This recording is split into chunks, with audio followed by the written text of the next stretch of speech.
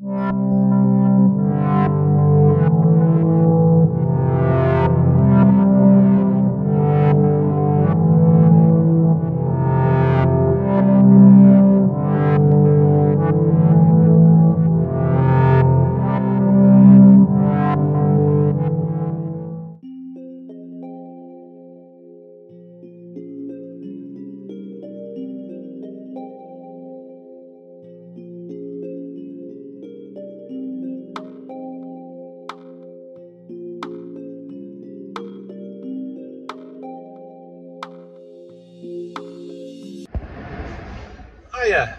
Morning. I'm Mark. I'm Jules. This is the captain.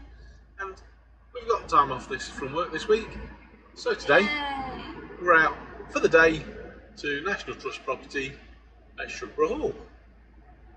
So we just thought we'd take you along for the ride. See you when we get there. Bye. No, exactly. That's what I was trying to figure out. Water a bit of the machines that they couldn't fit. Dramatic sky. Wow, what is that? Gorgeous. Wow. Got a video in there. Watery Lane. How lovely.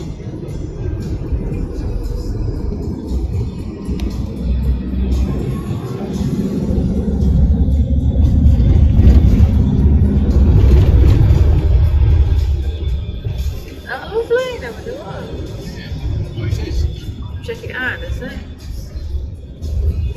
Get off it. That's a western wall, isn't it? Yeah. It's just like in the middle of nowhere, isn't it? Yeah.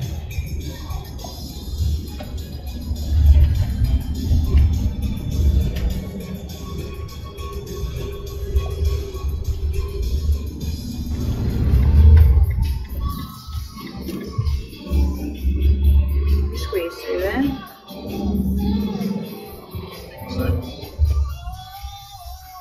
Take those ring mirrors in.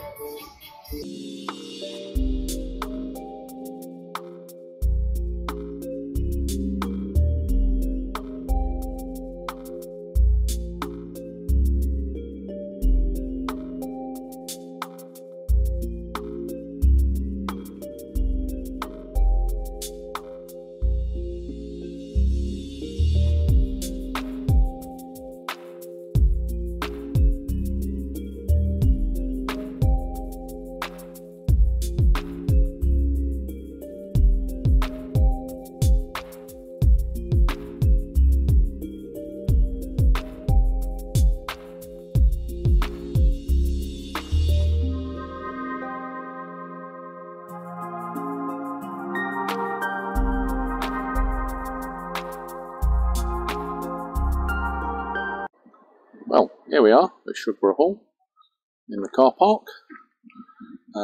Plenty of space here, plenty of hard standing. It's a National Trust property, so if you're a National Trust member, parking is included in your membership.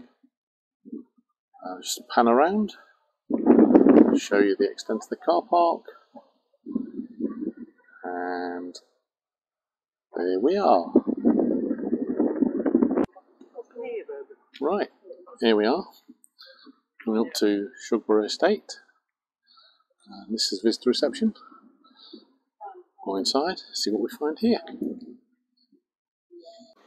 Right, for the reception, now we're walking towards the wall garden, crossing a little stream, running quite quickly down here, and in we go to the wall garden.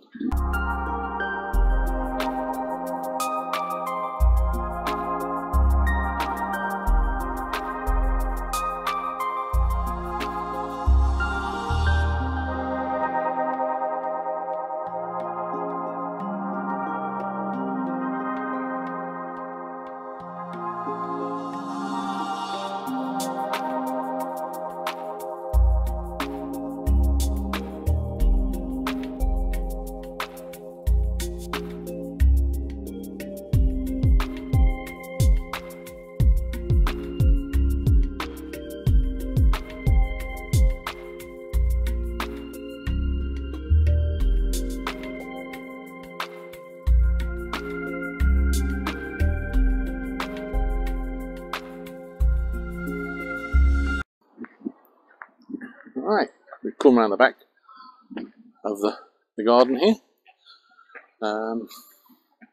We found a nice patch of lupins here, which is good because Julie's trying to grow some in the garden.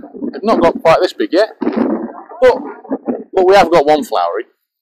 We may share that with you at some stage.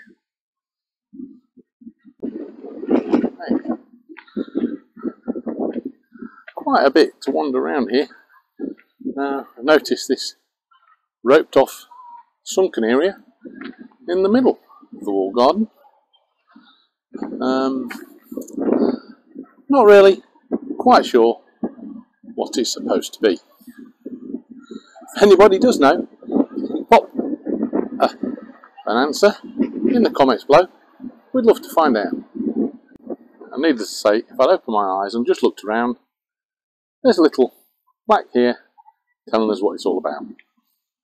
Right, and we've come out of the wall garden into Explorer's Wood. And the Met Office said it was not going to be windy today. Yeah, look at them branches going. What do they know? Right, so Explorer's Wood looks like, to me, it's like a children's play area. That's our first views. Does that mean I get to play? It looks quite expansive. Yep, I can sit here and video Julie going around playing on it all. Yay!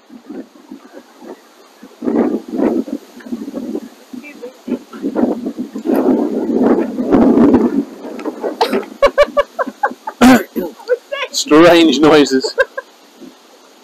It's like cracking and snapping.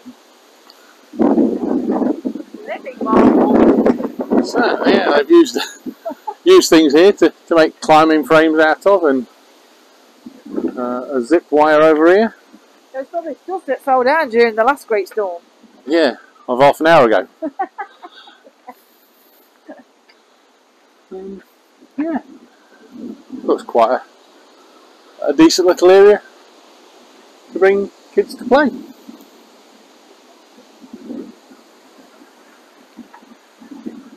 Right, we've come across Mansion and Park Farm. signpost telling us what's where. And if we go to the left, right, then back on the right track, following the path here, to the right, so picnic benches, to the long side, and the open expanse of countryside to the left. Now, having passed the duck pond with the picnic benches, we finally reach the Park Farm Cafe area. As you can see, this area was undergoing some renovations at the time we visited. It's quite a large, spacious area. The cafe is up towards the rear on the left hand side, and there's also some other big points of interest dotted around this courtyard for you to have a look at. Back of this space, there's a large chicken coop, and one of the residents popped out to say hello to us. As we started to go further into the estate, the next thing we came across was this little folly, known as the Tower of Winds. Given the weather on the day, it was probably quite appropriate. So, first things first, we had a quick look around the outside. You can see there's a sunken moat courtyard area, which looks like it's possible access to the servants' quarters for the tower. And then we found this door open, invite us to take a look inside. Stepping inside, we found the lower floor to this building, very ornately decorated, stained glass windows, marble walls. The building does have an upper floor, but at the time of our going, it wasn't accessible because it was undergoing some renovations. And rumour has it that the first Lord Litchfield used this building as a gambling den.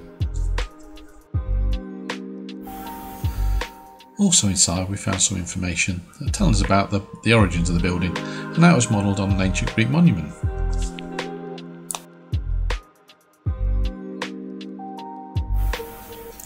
So, after this brief diversion, we decided to head on to the house and gardens.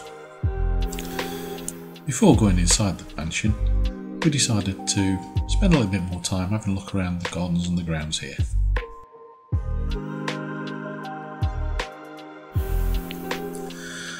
Around this corner we find another folly called the Chinese House, situated by the Red Bridge. If you go over the Red Bridge, across the river, it takes you to the outer grounds of the estate and eventually leads to the Blue Bridge at the other end, which I'm sure we'll see later.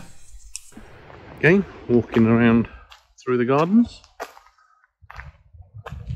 we come upon the back of the mansion and the gardens laid out in front of it. Right, and we found the Blue Bridge here. Julie wandering across it, taking a picture back to me. It crosses the river here. Right, here we are, the entrance way through to the mansion shop and the mansion tea rooms.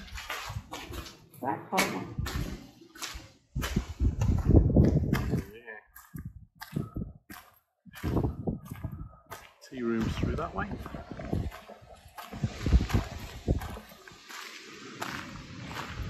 An old car, looks like it's having a bit of restoration work done on it. Right, we've just been for a tour around Lord Litchfield's apartment and the mansion. Unfortunately, we're not able to share any photography inside the building because of the personal nature of the artefacts that are in there. But it's definitely well worth a look around. Just one look back over my shoulder to the mansion itself.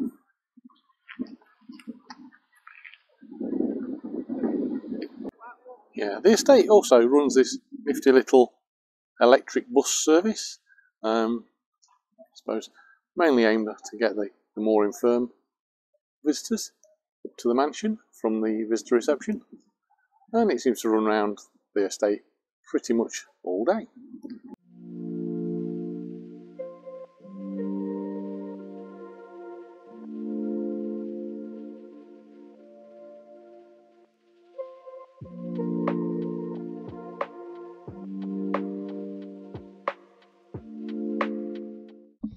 Right, this concludes our trip around the Shugborough estate here in Staffordshire. We've had a lovely day. Weather could have been a bit better, but it's definitely plenty for you to come here and see. So we're going to sign off now, and we'll see you all soon. Bye. Bye.